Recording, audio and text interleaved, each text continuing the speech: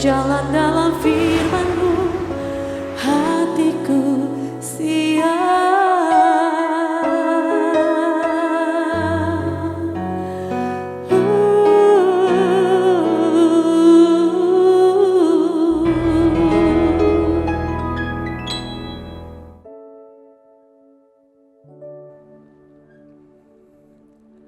Salam, God's lover yang dikasihi oleh Tuhan Yesus Kristus. Senang kita boleh kembali bersama-sama dalam program Rest and God.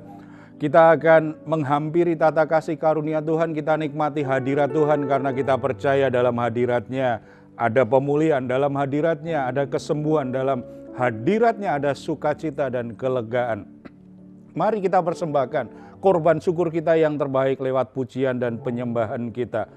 Pergumulan, situasi berat apapun yang saudara alami saat ini, kita bawa kepada Dia. Karena Tuhan sudah berkata kepada kita, marilah kepadaku semua yang letih lesu dan berbeban berat, aku akan memberikan kelegaan kepadamu. Puji Tuhan, mari kita bersatu dalam doa.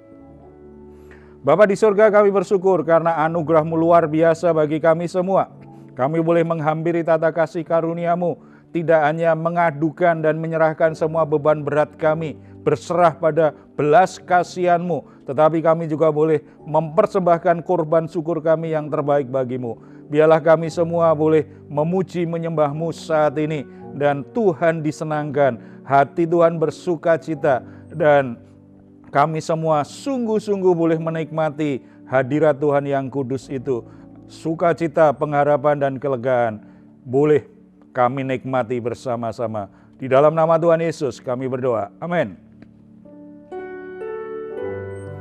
Sebab kami percaya Tuhan, kasih-Mu mengalir dalam hidup kami.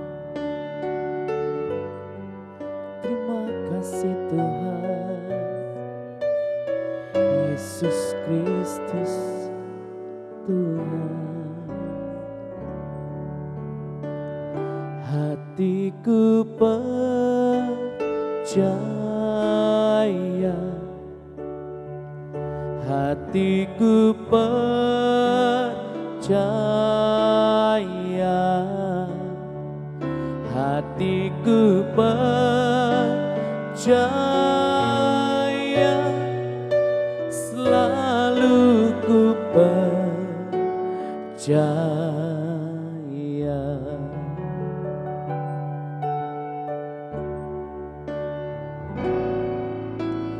Saat ku tak melihat jalan-Mu, saat ku tak mengerti rencana-Mu, namun tetap ku pegang janji-Mu. Pengharapanku hanya padamu. Hatiku percaya, hatiku percaya,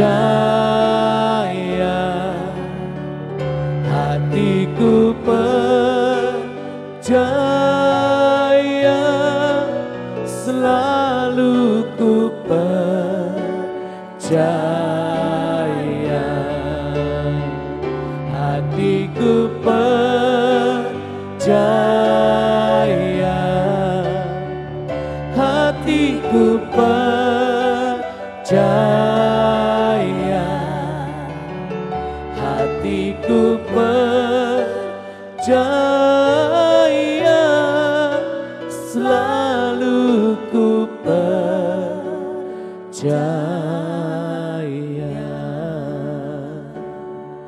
Haleluya, haleluya. Sebab kami percaya kasih-Mu melimpah dalam hidup kami. Sebab kami percaya kasih-Mu mengalir dalam hidup kami, Yesus. Kami percaya kuasa-Mu mengalir Terima kasih Tuhan, kebaikan-Mu, kemurahan-Mu Bapa selalu nyata dalam hidup kami. Yesus Tuhan, terima kasih Tuhan. Terima kasih Bapa, sebab Kau layak diagung, sebab Kau layak disembah.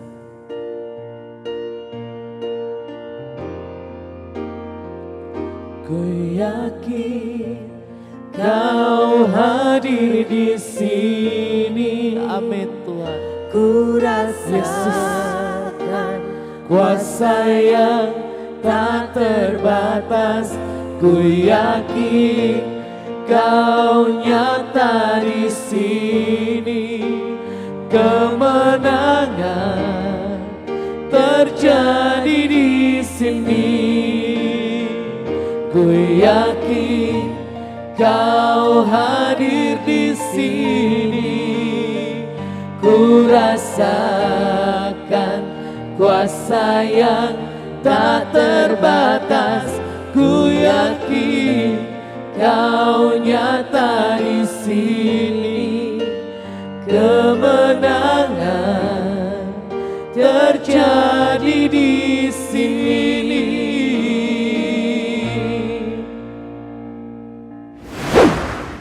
Puji Tuhan, saudara-saudara yang dikasihi oleh Tuhan Yesus, ketika Tuhan hadir tengah-tengah hidup kita, di tengah-tengah keluarga kita, maka ada kemenangan, ada kebebasan yang akan kita alami. Salah satu hal yang seringkali memenjarakan hidup manusia adalah kecemburuan. Siapa yang tidak pernah cemburu? Kita semua pernah cemburu dalam banyak hal, dalam banyak kasus. Seringkali kita juga sangat cemburu sekali. Dan sayangnya kecemburuan ini telah merusak banyak hubungan, telah merusak banyak pernikahan, telah merusak banyak persahabatan, persaudaraan. Karena kecemburuan yang dikembangkan oleh seseorang di hatinya. Ada hal-hal yang membuat konflik berlarut-larut.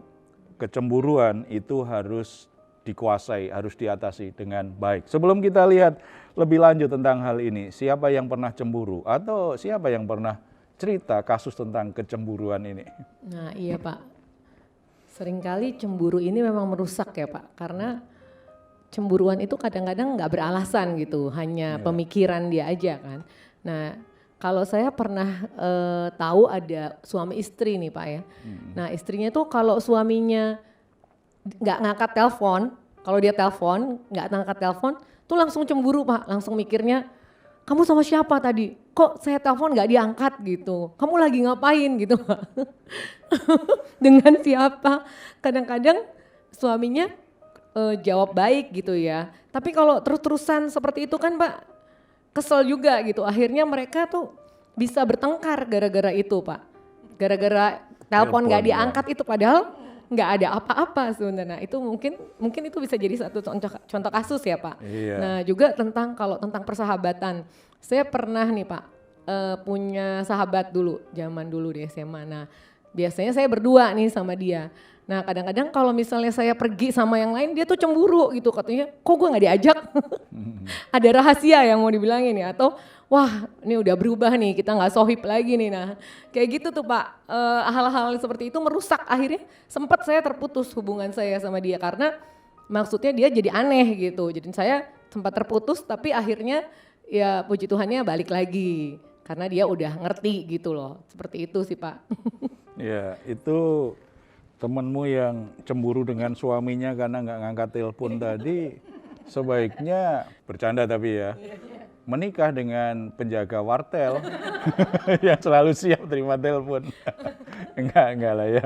Ya kadang-kadang alasannya aneh-aneh dan nggak masuk akal, nggak wajar. Karena kecemburuan itu memang ada di hati kita ya. Kecemburuan itu ada di hati dan muncul sebenarnya pertama, ada perasaan tidak aman dalam sebuah relasi. Kalau ada perasaan tidak aman dalam sebuah relasi, dia coba buat penilaian-penilaian yang sifatnya curiga dan kurang percaya jadinya dalam relasi itu. Kalau relasi itu aman, suami istri relasinya aman, sahabat relasinya aman, mereka kan sangat mudah sekali mempercayainya. Nah, perasaan tidak aman itu mesti ditelusuri sebabnya. Ada satu ayat di Amsal pasal 14 ayat 30. Hati yang tenang menyegarkan tubuh, tetapi iri hati membusukkan tulang. Iri hati itu biasanya membuat seseorang akhirnya nanti bisa berubah jadi kecemburuan nih. Karena orang yang cemburu ya biasanya kan coba membandingkan, misalnya seorang istri cemburu dengan suaminya. Dia merasa nggak aman kan relasinya tadi, kemudian ternyata suaminya punya teman kantor yang kok kelihatan cocok, kelihatan dekat, seperti itu walaupun itu cocok dalam soal pekerjaan. Istrinya mulai merasa tidak aman, dia mulai ada perasaan iri hati. Kenapa suamiku kalau bicara dengan teman kerjanya kok bisa lama, kelihatan akrab. Dengan aku kok nggak bisa lama, karena sedang membicarakan pekerjaan dan mungkin jadi tim yang bagus. Sementara istrinya lupa dia bukan tim yang bagus. Kalau suaminya mau bicara dengan dia lebih banyak komplainnya. Kurang memberi apresiasi, menuntut. Akhirnya kan itu perasaan itu yang akhirnya merusak hubungan suami istri lebih banyak. Ada perasaan iri hati. Iri hati kan memang dimulai dari membandingkan dirinya dengan orang lain dengan cara yang salah. Kalau caranya benar mestinya kan, kenapa ya suamiku kok dengan teman kerjanya itu kok bisa sangat akrab, deket, ngobrol sampai lama. Dipelajari saja, kenapa? Oh ternyata suamiku ada kesempatan untuk mengaktualisasikan dirinya bahwa dia punya potensi. Untuk mengungkapkan gagasannya tanpa disela, tanpa dipotong, tanpa dikritik. Temannya itu begitu terbuka, jadi teman diskusi yang baik, rela mendengar sekian lama. Coba kalau istri-istri menyadari hal itu, tidak perlu dia cemburu dengan teman kerja suaminya. Belajar saja menjadi teman kerja yang baik bagi suaminya di rumah. Suaminya punya gagasan apa, diberi apresiasi. Kemudian diskusi berjalan dengan baik. Itu tadi, karena tidak ada rasa aman dalam sebuah relasi, akibatnya suka membanding-bandingkan dengan prasangka-prasangka, kemudian iri hati dengan orang yang lebih bahagia dari dia. Itu berkembang dalam persahabatan juga seperti itu kan. Dan tadi di Amsal tadi katakan, kalau hati ini tenang, jadi menghadapi apa saja tenang, itu ya menyegarkan tubuh, tubuh jadi sehat. Ya kan, coba pernah cemburu nggak? Kalau cemburu itu menguras energi kita, mental kita ini capek itu. Ya kan, cemburu itu secara mental dan emosi kan capek. Nggak habis kan Pak, curiga terus, bawaannya jangan-jangan suamiku begini, jangan-jangan. Ada prasangka-prasangka seperti itu ya, pikirannya negatif terus. Itu merusak jiwa. Tetapi iri hati membusukkan tulang. Nah, ini sesuatu yang serius, karena iri hati itu bisa memang menghilangkan damai sejahtera dalam hati kita. Mengganggu kesehatan kita. Banyak orang menjadi sakit karena cemburu. Banyak orang menjadi sakit karena iri hati. Tidak hanya sakit hati, tetapi tubuhnya benar-benar sakit. Perasaan iri hati dan cemburu itu saudara kembar tuh.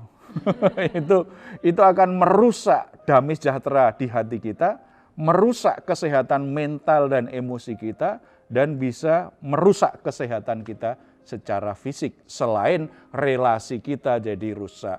Kalau kita cemburu dengan seseorang, kita kan selalu berprasangka, kita tidak bisa membangun hubungan yang sehat. Itu juga akan merampas kebahagiaan kita. Makanya kemampuan untuk mengatasi kecemburuan itu bagian dari pertumbuhan dan kedewasaan orang Kristen di dalam Tuhan. Kalau kita ingin membandingkan diri dengan orang lain, bandingkanlah dengan cara yang benar. Bukan berdasarkan iri hati, bukan berdasarkan karena kita ingin mengembangkan rasa aman palsu dalam relasi kita dengan pasangan kita atau dengan sahabat kita. Tidak. Tetapi kita mesti membandingkan dengan cara yang benar dalam arti kita ini coba belajar apa yang baik dari teman kita, dari orang lain. Apa yang kurang. Kalau ternyata orang lain lebih baik dari kita, yuk kita belajar dari dia. Nggak usah iri hati. Itu bagian dari proses kita bertumbuh kan seperti itu. Dan kalau kita ingin membandingkan diri yang terutama, bandingkan diri kita dengan Yesus Kristus. Karena kita dirancang Tuhan, ditebus, diselamatkan supaya kita bisa bertumbuh menjadi serupa dengan Yesus Kristus. Kalau kita ingin membandingkan diri, bandingkan dirimu dengan Yesus Kristus. Apakah kita sudah bertumbuh makin hari ke arah Yesus Kristus? Kalau belum, perbaiki gitu saja. Gak usah bandingkan diri dengan orang lain yang akhirnya melahirkan iri hati dan kecemburuan tadi. Itu kita sedang merusak diri kita sendiri. Kita sedang membuat kita gak sehat. Secara batiniah, secara jiwani maupun secara fisik. Kita sedang menyakiti diri sendiri. Makanya kita perlu belajar untuk menerima perbedaan dengan bijaksana, membandingkan diri dengan bijaksana dengan orang lain. Lalu mengapa Pak Allah kita disebut sebagai Allah yang pencemburu Pak? Wah itu menarik itu. Karena memang ya Keluaran 20 ayat 5 katakan memang Tuhan itu Tuhan yang cemburu. Kalau kita bicara kecemburuan itu di Alkitab itu sebenarnya ada dua hal ya, dua cara berbeda. Ada kecemburuan yang baik dan kecemburuan yang buruk dalam konteks Tuhan ya. Kecemburuan yang baik itu didorong oleh semangat dan kerinduan yang sangat besar terhadap orang yang dikasihinya. Sementara kecemburuan yang buruk itu apa? Semangatnya enggak seperti itu. Kecemburuan yang buruk itu pusatnya pada diri sendiri. Pasanganku, suamiku tidak boleh beri perhatian kepada orang lain lebih baik dari aku. Tidak boleh ketawa terlalu lama dengan orang tertentu. Tidak boleh. Pokoknya semuanya kan untuk aku harus lebih banyak. Untuk aku harus lebih baik. Kecemburuan itu seperti itu, kecemburuan yang buruk. Pokoknya aku harus lebih dari yang lain. Aku dapat yang lebih baik. Tidak boleh orang lain lebih beruntung, lebih bahagia dari aku. Aku yang harus lebih bahagia. Aku yang lebih beruntung. Tidak suka orang lain itu lebih baik dari dia.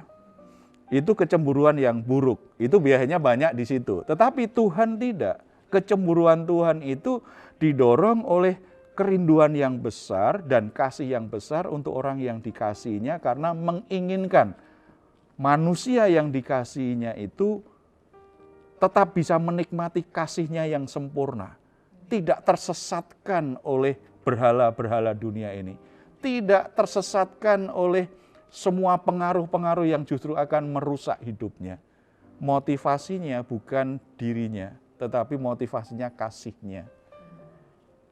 Karena memang ya, kalau kita sungguh-sungguh mengasihi orang, kita kan tidak rela orang itu hidupnya rusak.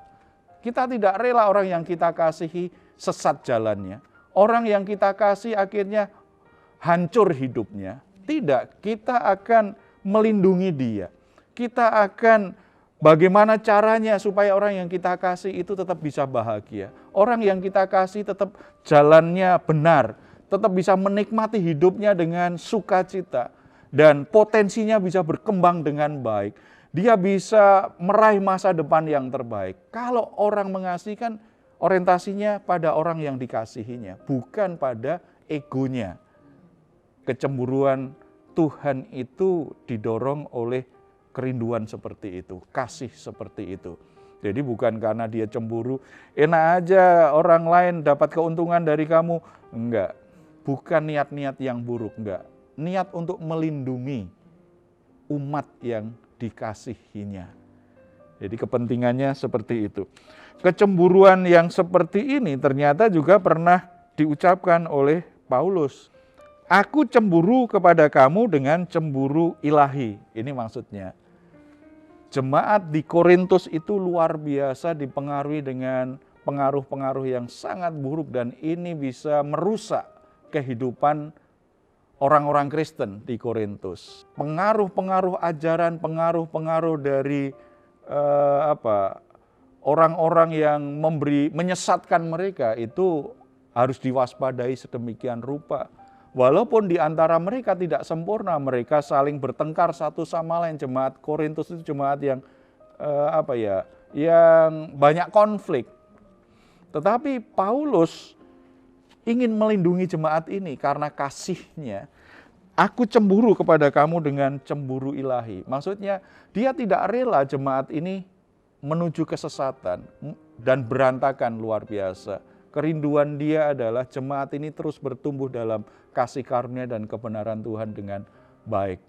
Kecemburuan yang rela berkorban, kecemburuan yang melakukan yang baik, kecemburuan yang justru menjadi motivasi besar untuk melakukan yang lebih baik lagi, yang lebih baik lagi untuk yang dikasihi. Karena dia tidak mau kehilangan orang yang dikasihi, walaupun tidak sempurna. Ini kecemburuan ilahi. Bagaimana kita selama ini? Kecemburuan apa yang ada di hati kita? Kecemburuan yang baik atau kecemburuan yang buruk? Lebih ke arah ego kita, karena kita membandingkan diri dengan orang lain, kita cemburu, kita iri hati. Kita tidak rela orang lain lebih baik nasibnya dari kita, lebih bahagia dari kita. Kalau itu terjadi, maka hubungan kita akan rusak. Kita sendiri yang merusak hubungan-hubungan kita dengan pasangan kita maupun dengan sahabat atau saudara-saudara kita. Tetapi kalau itu kecemburuan ilahi, maka justru menjadi motivasi besar bagi kita, apa yang bisa aku lakukan lagi supaya orang yang aku kasihi menjadi orang yang lebih baik, menjadi orang yang semakin berkembang, menjadi orang yang semakin dewasa, semakin bahagia hidupnya. Saudara-saudara yang dikasihi oleh Tuhan Yesus, berhenti cemburu yang buruk itu, karena itu akan merusak mentalmu, emosimu, bahkan kesehatanmu. Kita bersatu dalam doa. Bapa di surga, kami bersyukur karena di dalam Yesus Kristus kami aman terlindungi dalam kasih yang sempurna. Bahkan ketika kami tersesat, ketika kami melakukan hal yang buruk, kasih Bapa tidak pernah berubah dalam hidup kami. Dalam kecemburuan ilahinya, kecemburuannya yang kudus, Bapa akan bertindak sedemikian rupa untuk menyelamatkan kami, untuk mengembalikan kami di jalan yang benar, untuk menempatkan kami pada posisi yang seharusnya. Engkau lakukan segala macam cara agar kami tidak dirusak oleh dunia ini, tidak disesatkan oleh iblis. Kami sungguh-sungguh bisa menikmati perlindungan dan anugerah-Mu di jalan-jalan kehidupan yang kami lalui.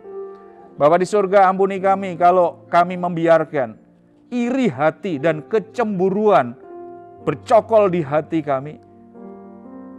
Kami membandingkan diri kami dengan orang lain dan kami iri hati. Kami tidak rela kalau ada orang lain yang lebih baik hidupnya, lebih bahagia hidupnya.